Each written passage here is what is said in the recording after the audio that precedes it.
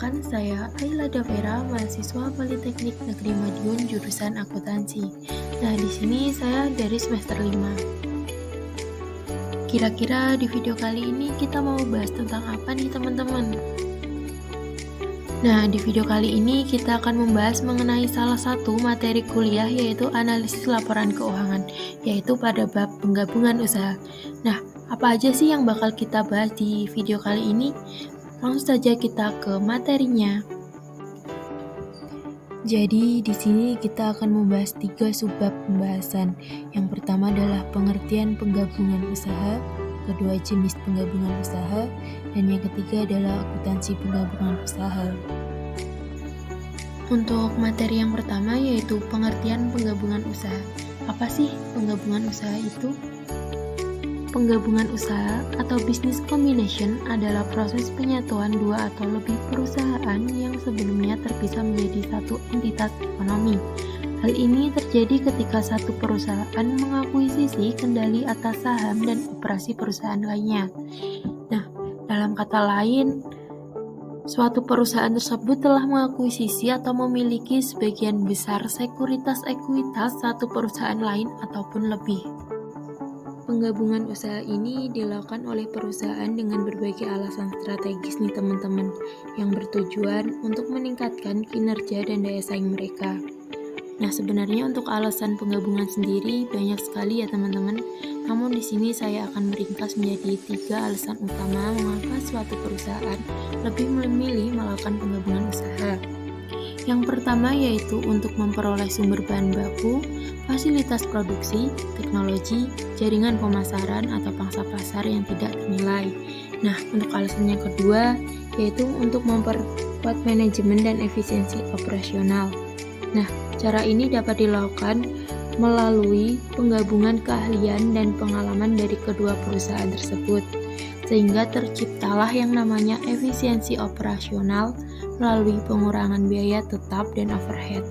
Dan yang ketiga yaitu alasannya adalah mendapatkan manfaat pajak, di mana perusahaan yang memiliki kerugian pajak dapat bergabung dengan perusahaan yang menggunakan laba tinggi atau menghasilkan laba tinggi, sehingga kerugian pajak tersebut dapat digunakan untuk mengurangi beban pajak secara keseluruhannya. Pembahasan berikutnya adalah jenis-jenis penggabungan usaha.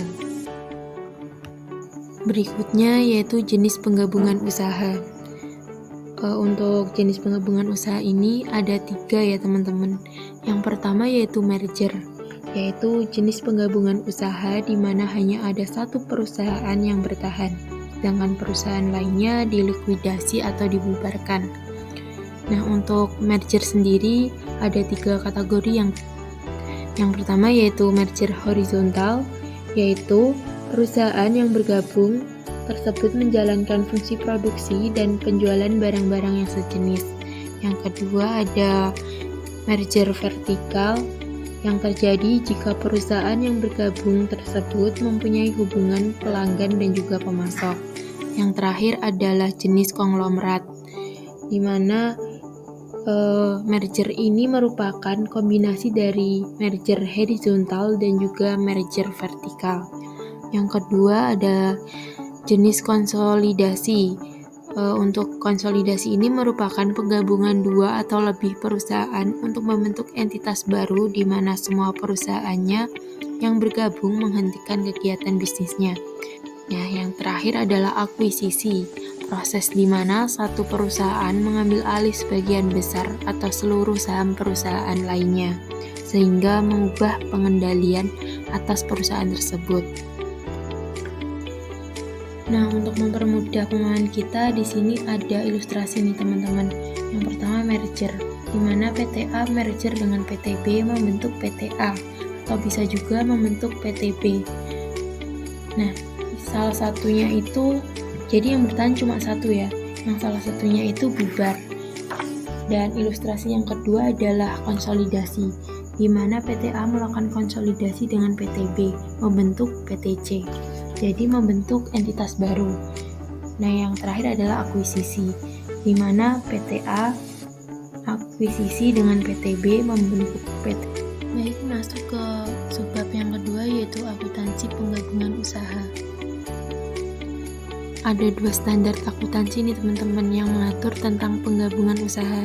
Yang pertama adalah SFA S141 tentang Business Combination yang mengharuskan perusahaan untuk menggunakan metode pembelian dalam akuntansi penggabungan usaha, di mana terjadi pengakuan aset dan kewajiban dicatat pada nilai wajarnya pada tanggal akuisisi.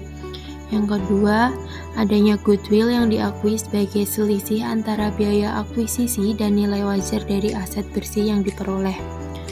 Kemudian ada SFAS 142 tentang goodwill and other intangible asset yang mengatur perlakuan akuntansi untuk goodwill dan aset tidak berwujud lainnya, di mana pada goodwill tidak ada amortisasi, melainkan harus diuji untuk penurunan nilainya setidaknya sekali dalam setahun. Untuk apa? Yaitu untuk mencerminkan nilai ekonomis yang lebih akurat dari goodwill dalam laporan keuangannya.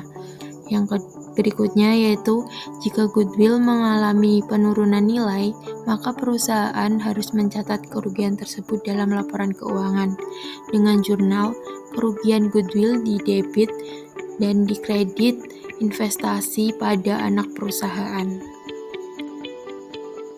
Laporan konsolidasi yaitu laporan keuangan dari perusahaan induk dan semua anak perusahaan yang dikendalikan oleh induk tersebut. Tujuannya yaitu untuk memberikan informasi yang lebih komprehensif kepada pemangku kepentingan mengenai kinerja dan posisi keuangan grup. Nah, intinya laporan konsolidasi ini dibuat setelah adanya penggabungan usaha. Komponen laporan konsolidasi ada 3. Yang pertama adalah neraca konsolidasi yang menyajikan aset, kewajiban, dan ekuitas dari seluruh entitas dalam grup.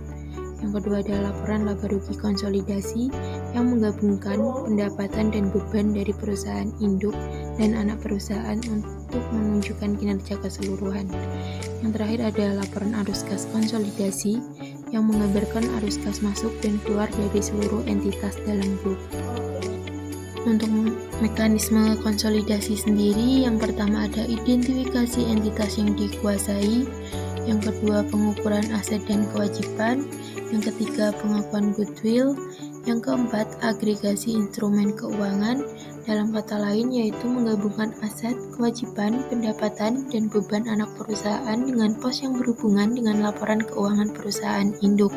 Kemudian ada eliminasi transaksi internal yang bertujuan untuk menghindari perhitungan ganda. Yang terakhir adalah penyajian laporan keuangan atau penyusunan laporan keuangan konsolidasi. Nah, di sini ada contoh kasus. Misalkan perusahaan A mengakuisisi 80% saham perusahaan B seharga 1 juta. Pada saat akuisisi, nilai wajar aset bersih perusahaan B adalah 800.000. Kemudian setelah 1 tahun, perusahaan A melakukan uji penurunan nilai dan menemukan bahwa nilai wajar dari perusahaan B telah menurun menjadi 900.000. Oleh karena itu, nilai tercatat dari perusahaan B yang sebelumnya sebesar 1 juta lebih tinggi daripada nilai wajar yaitu 900.000, sehingga perlu dicatat kerugian penurunan nilai goodwill yaitu sebagai berikut. Pertama, kita harus mencari nilai goodwillnya terlebih dahulu, yaitu nilai perolehan dikurangi dengan nilai wajar aset bersih, yaitu 1 juta rupiah dikurangi 800.000 menjadi 200.000 rupiah. Kemudian untuk kerugian penurunan nilainya yaitu dari nilai perolehan dikurangi dengan nilai wajar penurunan, yaitu 1 juta rupiah dikurangi dengan 900.000 rupiah menjadi 100.000 rupiah, sehingga untuk labanya menjadi 200.000 rupiah dikurangi dengan 100.000 rupiah. Jadi labanya itu hanya 100 ya setelah penyesuaian adanya penurunan. Nah, yang kedua itu dalam laporan laba rugi konsolidasi, pendapatan dan beban dari perusahaan B akan digabungkan dengan perusahaan A. Sekian pembahasan materi dari video kali ini. Semoga bermanfaat ya teman-teman. Assalamualaikum warahmatullahi wabarakatuh.